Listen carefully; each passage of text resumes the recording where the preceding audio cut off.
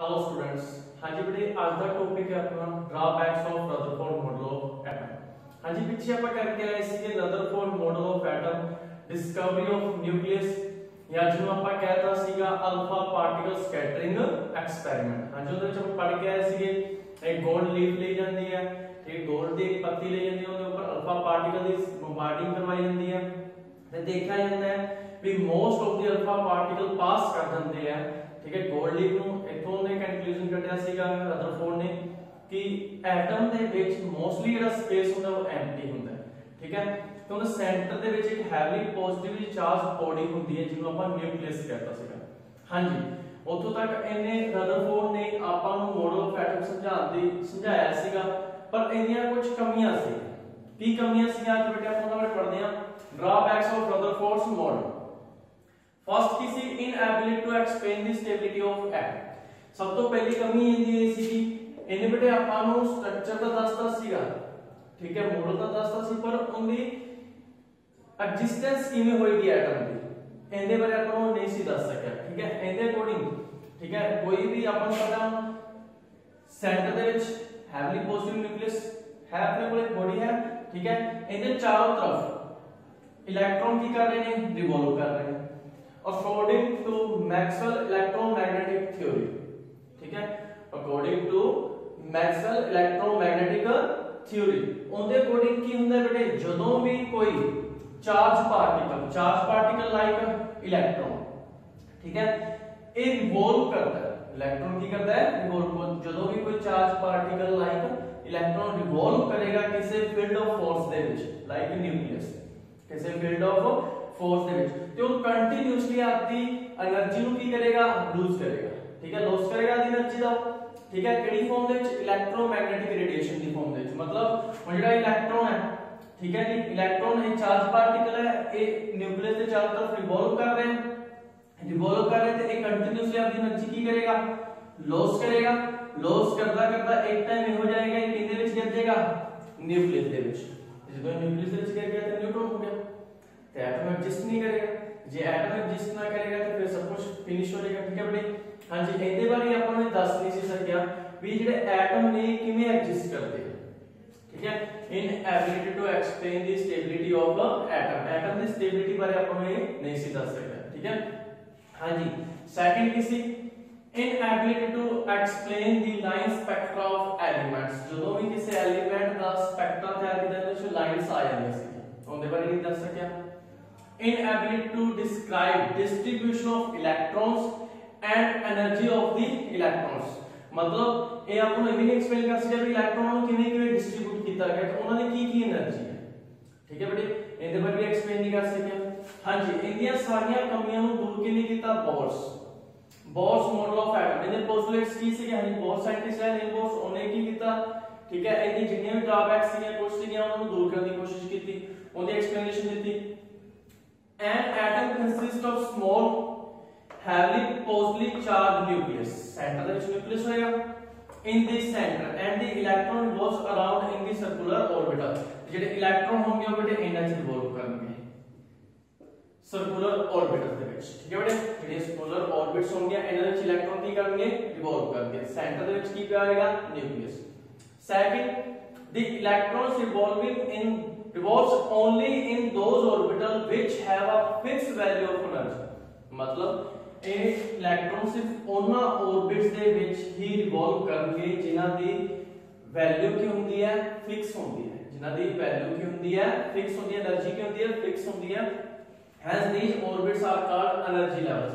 ਤੇ ਇਹਨਾਂ ਨੂੰ ਆਪਾਂ ਕੀ ਕਹਿ ਦਿੰਦੇ ਆ, એનર્ਜੀ ਲੈਵਲਸ। ਇਹਨਾਂ ਦੇ ਨਾਮ ਦਿੱਤੇ ਗਏ ਸੀ।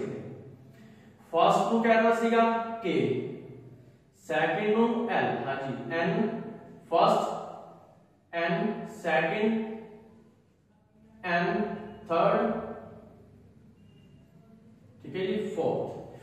फर्स्ट एनर्जी लेवल नु K, सेकंड नु L, थर्ड नु M, फोर्थ नु की नाम ਦਿੱਤਾ ਸੀ ਇਹਨੇ N। ठीक है बेटे, K L M N ਇਸ ਤਰ੍ਹਾਂ ਇੱਕ ਫਿਕਸ એનર્ਜੀ ਲੈਵਲ ਸੀਗੇ, ऑर्बिट ਸੀਗੇ। ठीक है, ਜਿਨ੍ਹਾਂ ਵਿੱਚ ਇਲੈਕਟ੍ਰੋਨ ਕੀ ਕਰਦੇ ਬੇਟੇ, ਰਿਵੋਲਵ ਕਰਦੇ ਆ। ਉਸ ਤੋਂ ਬਾਅਦ जेकर ਇਹਨਾਂ ਦਾ ਆਪਾਂ એનર્ਜੀ ਲੈਵਲ ਬੇਟੇ એનર્ਜੀ ਫਾਈਂਡ ਆਊਟ ਕਰਨੀ ਹੈ ਨਾ ऑर्बिट्स ਦੀ, 2π² m e ਦੀ ਪਾਵਰ 4/n² x²। ठीक है जी, n नंबर ऑफ ऑर्बिट्स हो जाएगा। पाई की वैल्यू फिक्स होती है, m mass of electron, e charge of electron, charge on electron, ठीक है, n नंबर ऑफ ऑर्बिट्स, ठीक है, h प्लांक कांस्टेंट, इनकी वैल्यू फिक्स होती है, ठीक है बेटे। इस तरह आप किसी भी एनर्जी लेवल की एनर्जी फाइंड आउट कर सकते हैं, मतलब किसी भी इलेक्ट्रॉन की एनर्जी फाइंड आउट कर सकते हैं, ठीक है बेटे। हां जी, ये दो पोस्टुलेट सीगे। उस बाद थर्ड की सीगा अपने कोले, थर्ड सीगा बेटे the electron in an atom can have only certain definite और discrete value of energy and not any value of their own, मतलब जिवें इलेक्ट्रॉन इथे इस एनर्जी लेवल से रिवॉल्व कर रहे हैं, ਇਹਦਾ मतलब है कि इलेक्ट्रॉन की ਜਿਹੜੀ એનર્ਜੀ है जिन्नी इस एनर्जी लेवल की એનર્ਜੀ उन्नी इलेक्ट्रॉन की એનર્ਜੀ होगी, ਇਹਦੀ ਆਪ ਦੀ ਐਕਸਟਰਾ ਕੋਈ એનર્ਜੀ ਨਹੀਂ ਹੋਏਗੀ, ठीक है, जिंदे ਵਿੱਚ ਇਹ ਰਿਵੋਲਵ ਕਰ ਰਿਹਾ है, ठीक है, उन्नी ही इनकी एनर्जी होगी, जिंदे ਵਿੱਚ ਇਹ ਰਿਵੋਲਵ ਕਰ ਰਿਹਾ है, इनकी एनर्जी ਦੀ એનર્ਜੀ ਲੈਵਲ ਦੇ ਬਰਾਬਰ ਹੋਏਗੀ ਇਸ ਇਲੈਕਟ੍ਰੋਨ ਦੀ, ठीक है बेटे। ਉਸੇ ਤਰ੍ਹਾਂ ही ਲਾਈਟ એનર્ਜੀ ਤੇ ਜਿਹੜਾ ਇਹਨਾਂ ਦਾ ਐਂਗੂਲਰ ਮੋਮੈਂਟਮ ਹੁੰਦਾ ਇਲੈਕਟ੍ਰੋਨ ਦਾ, ਉਹ ਵੀ ਕੀ ਹੁੰਦਾ ਹੈ, can have certain definite and discrete, मतलब ਜਿਹੜਾ ਇਹਨਾਂ ਦਾ ਐਂਗੂਲਰ ਮੋਮੈਂਟਮ ਹੈ ਉਹ ਵੀ ਕੀ ਹੈ, ਡੈਫੀਨਾਈਟ ਹੈ, ਠੀਕ ਹੈ, ਡੈਫੀਨਾਈਟ ਹੈ, ਫਿਕਸ ਹੈ, ਤੇ ਇਹਨਾਂ ਦਾ ਕੋਈ ਆਪ ਦਾ ਐਂਗੂਲਰ ਮੋਮੈਂਟਮ ਨਹੀਂ ਹੁੰਦਾ, ਠੀਕ ਹੈ, ਜਿਹੜੇ એનર્ਜੀ ਲੈਵਲ ਵਿੱਚ ਇਵੋਲਵ ਕਰ ਰਹੇ ਨੇ ਉਨਾ ਹੀ ਇਹਨਾਂ ਦਾ ਐਂਗੂਲਰ ਮੋਮੈਂਟਮ ਹੋਏਗਾ। ਫਿਫਥ ਪੁਆਇੰਟ ਕੀ ਹੈ, when the electrons in an atom are in their lowest energy state, ਜਦੋਂ ਇਲੈਕਟ੍ਰੋਨ ਆਪਣੀ ਲੋਵੈਸਟ એનર્ਜੀ ਸਟੇਟ ਦੇ ਵਿੱਚ ਘੁੰਮ ਰਹੇ ਹੁੰਦੇ ਨੇ, they keep on revolving in their respective orbit without losing energy, ठीक है, बिना એનર્ਜੀ ਨੂੰ ਲੂਜ਼ ਕੀਤੇ ਜਿਹੜੇ orbit ਦੇ ਵਿੱਚ ਇਲੈਕਟ੍ਰੋਨ ਘੁੰਮ ਰਹੇ ਹੁੰਦੇ ਨੇ ਉਹਨਾਂ orbit ਨੂੰ ਆਪਾਂ ਕੀ ਕਹਿੰਦੇ ਹਾਂ, ਉਹਨਾਂ ਦੀ ground state, ठीक है, या normal state कहते हैं, ठीक है बेटे, समझ लगी। 6 पॉइंट में ਜਿਵੇਂ ਹੁਣ ਦੇਖੋ ਇਹਦੇ ਵਿੱਚ ਇਹ ਘੁੰਮ ਰਿਹਾ ਹੈ, ਇਹਦੀ ground state, ਇਹਦੀ ਕੀ ਹੈ ground state, ਇਹਦੀ ਕੀ ਹੈ ground state, ਜਿਵੇਂ ਕਿ ਆਪਾਂ ਕਹਿ ਸਕਦੇ ਹਾਂ ਇਹ ਨਿਊਕਲੀਅਸ ਹੋ ਗਿਆ, ए E1 ए E2, जे कोई इलेक्ट्रॉन ਇਹਦੇ ਵਿੱਚ ਘੁੰਮ ਰਿਹਾ ਇਹਦੀ ਗਰਾਊਂਡ ਸਟੇਟ ਹੈ, ਜੇ ਕੋਈ ਇਲੈਕਟ੍ਰੋਨ ਇਹਦੇ ਵਿੱਚ ਘੁੰਮ ਰਿਹਾ ਇਹਦੀ ਗਰਾਊਂਡ ਸਟੇਟ ਹੈ, ਠੀਕ ਹੈ, without losing any energy. Energy is emitted or absorbed, ਜਦੋਂ ਇਹ એનર્ਜੀ ਨੂੰ emit ਕਰਦੇ ਜਾਂ absorb ਕਰਦੇ ਆ, only when the electron jump from one orbit to other, ठीक है बेटे, उस टाइम ये इलेक्ट्रॉन एक ऑर्बिट ਤੋਂ ਦੂਜੀ ऑर्बिट में जंप करेंगे।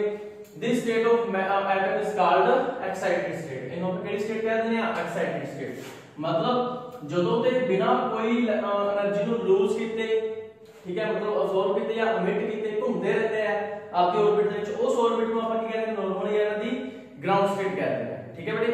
बट ਜਦੋਂ ਇਲੈਕਟ੍ਰੋਨ એનર્ਜੀ ਨੂੰ emit ਕਰਕੇ, ठीक है, ਜਾਂ absorb ਕਰਕੇ ਆਪਦੀ ਸਟੇਟ ਨੂੰ ਛੱਡ ਕੇ, ਨਾਰਮਲ ਸਟੇਟ ਨੂੰ ਛੱਡ ਕੇ ਕਿਸੇ ਹੋਰ ऑर्बिट ਵਿੱਚ ਚਲੇ ਜਾਂਦੇ ਆ, ਉਸ ਸਟੇਟ ਨੂੰ ਆਪਾਂ ਕੀ ਕਹਿੰਦੇ ਨੇ, ਉਹਨਾਂ ਦੀ ਐਕਸਾਈਟਡ ਸਟੇਟ, ਠੀਕ ਹੈ ਬੇਟੇ। ਜਿਵੇਂ ਕਿ ਇਲੈਕਟ੍ਰੋਨ ਇੱਥੇ ਰਿਵੋਲਵ ਕਰ ਰਿਹਾ ਸੀ, ਕਿਸੇ ਫ੍ਰੀਕੁਐਂਸੀ ਆਫ ਰੇਡੀਏਸ਼ਨ ਨੂੰ ਇਹਨੇ ਅਬਜ਼ੌਰਬ ਕੀਤਾ, ਠੀਕ ਹੈ, એનર્ਜੀ ਲੈਵਲ ਇਹਦਾ ਵੱਧ ਜਾਏਗਾ, ਠੀਕ ਹੈ, એનર્ਜੀ ਲੈਵਲ ਵੱਧ ਗਿਆ ਤੇ ਇਹ ਉੱਪਰ ਵਾਲੀ ऑर्बिट ਵਿੱਚ ਚਲਾ ਗਿਆ, ਠੀਕ ਹੈ ਬੇਟੇ।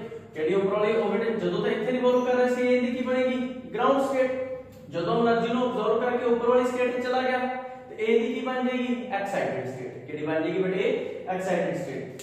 ਤੇ ਐਕਸਾਈਟਡ ਸਟੇਟ ਦੇ ਵਿੱਚ ਜਿਹੜੀ ਇਹਨਾਂ ਦੀ ਲਾਈਫ ਹੁੰਦੀ ਉਹ ਬਹੁਤ ਸ਼ਾਰਟ ਹੁੰਦੀ ਹੈ, ਜ਼ਿਆਦਾ ਟਾਈਮ ਤੱਕ ਇਹ ਆਪਦੀ ਐਕਸਾਈਟਡ ਸਟੇਟ ਦੇ ਵਿੱਚ ਨਹੀਂ ਰਹਿ ਸਕਦੇ, ਠੀਕ ਹੈ, ਵਾਪਸ એનર્ਜੀ ਨੂੰ ਐਮਿਟ ਕਰਕੇ ਲੂਜ਼ ਕਰਕੇ ਆਪਦੀ ਗਰਾਊਂਡ ਸਟੇਟ ਦੇ ਵਿੱਚ ਆ ਜਾਂਦੇ ਆ, ਠੀਕ ਹੈ ਬੇਟੇ, ਸਮਝ ਲੱਗੀ ਵੀ ਜਿਹੜੀ એનર્ਜੀ ਲੈਵਲ ਦੇ ਵਿੱਚ ਰਿਵੋਲਵ ਕਰ ਰਹੇ ਹੋ ਇਹਨਾਂ ਦੀ ਗਰਾਊਂਡ ਸਟੇਟ ਹੈ, ਨਾਰਮਲ ਸਟੇਟ ਹੈ। ਜਦੋਂ ਇਹ એનર્ਜੀ ਨੂੰ ਅਬਜ਼ੌਰਬ ਕਰਨਗੇ એનર્ਜੀ ਇਹਨਾਂ ਦੀ ਹਾਈ ਹੋ ਜਾਏਗੀ ਤੇ ਆਪਾਂ ਨੂੰ ਪਤਾ ਹੈ ਹਰੇਕ એનર્ਜੀ ਲੈਵਲ ਫਿਕਸ ਹੁੰਦਾ ਹੈ, ਉਹਦੀ એનર્ਜੀ ਫਿਕਸ ਹੁੰਦੀ ਹੈ। ਜੇਕਰ એનર્ਜੀ ਦੀ ਜ਼ਿਆਦਾ ਹੋਏਗੀ ਤੇ ਇਸ ਲੈਵਲ ਦੇ ਵਿੱਚ ਨਹੀਂ ਘੁੰਮ ਸਕੇਗਾ, ਇਹ ਕੀ ਹੋਏਗਾ, ਜੰਪ ਕਰਕੇ ਹਾਇਰ એનર્ਜੀ ਲੈਵਲ ਦੇ ਵਿੱਚ ਚਲਾ ਜਾਏਗਾ, ਠੀਕ ਹੈ, ਜਿਹੜੀ ਕਿ ਇਹਦੀ ਕੀ ਬਣ ਜਾਏਗੀ, ਐਕਸਾਈਟਡ ਸਟੇਟ, ਜਿਹੜੀ ਕੀ ਬਣ ਜਾਏਗੀ ਇਹਦੀ excited state. But excited state ਦੇ ਵਿੱਚ ਜ਼ਿਆਦਾ ਟਾਈਮ ਤੱਕ ਨਹੀਂ ਰਹਿ ਸਕਦੇ, ਵਾਪਸ એનર્ਜੀ ਲੂਜ਼ ਕਰਕੇ ਕਿਹਦੇ ਵਿੱਚ ਆ ਜਾਂਦੇ ਨੇ, ਆਪਦੀ ਨਾਰਮਲ ਸਟੇਟ ਵਿੱਚ, ਗਰਾਊਂਡ ਸਟੇਟ ਵਿੱਚ, ਠੀਕ ਹੈ ਬੇਟੇ। ਹਾਂਜੀ, ਆਪਾਂ ਇਹਨਾਂ ਦੋਨਾਂ ਵਿੱਚ ਇੱਕ ਡਿਫਰੈਂਸ ਕਰਨਾ ਹੈ એનર્ਜੀ ਦਾ, ਤੇ ਉਹ ਕੀ ਹੋਏਗਾ ਆਪਣੇ ਕੋਲੇ, E2 E1, ठीक है भाई, कितनी अब्सॉर्ब या एमिट की है और एनर्जी ਆਪਾਂ फाइंड आउट करनी है ਤੇ E2 E1। ਹਾਂਜੀ ਬੇਟੇ, ਇਹ ਕੁਝ ਪੋਸਟੂਲੇਟਸ ਸੀਗੇ ਬਹੁਤ ਮਾਡਲ ਆਫ ਐਟਮ ਦੇ, ਜਿਹੜੇ ਕਿ ਇਹਨਾਂ ਥੋੜੀਆਂ ਕਮੀਆਂ ਸੀਗੀਆਂ, ਡਰਾਬੈਕਸ ਸੀਗੀਆਂ, ਰਦਰਫੋਰਡ ਮਾਡਲ ਆਫ ਐਟਮ ਦੀਆਂ, ਉਹਨੂੰ ਦੂਰ ਕੀਤਾ ਸੀ, ਠੀਕ ਹੈ ਬੇਟੇ। ਆਈ ਹੋਪ ਅੱਜ ਦਾ ਟੌਪਿਕ ਤੁਹਾਨੂੰ ਵਧੀਆ ਸਮਝ ਲੱਗਿਆ ਹੋਵੇਗਾ। ਓਕੇ ਬੇਟੇ।